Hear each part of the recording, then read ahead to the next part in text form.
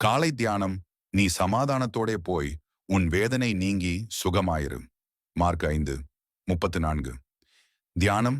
இயேசு இந்த வார்த்தையை பல ஆண்டுகள் இரத்தப்போக்கு நோயால் துன்பப்பட்டிருந்த ஒரு பெண்ணிடம் சொன்னார். ஒரு நம்பிக்கையுடன், அவருடைய உடுப்பின் ஓரம் தட்டினாலே நான் சுகமடைவேன் என்ற மனத்தோடு இயேசுவை அணுகினார். அந்த நம்பிக்கை அவரை மீட்டது.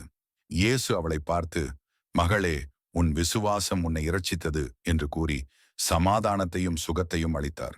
இன்றைய எண்ணம்.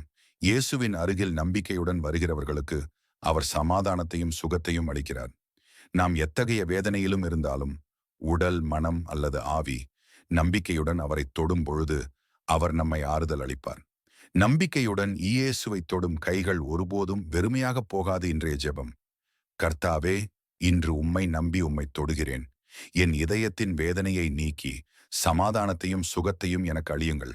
என் வாழ்க்கையில் உமது சாந்தியும் சக்தியும் நிலைத்திருக்கட்டும்.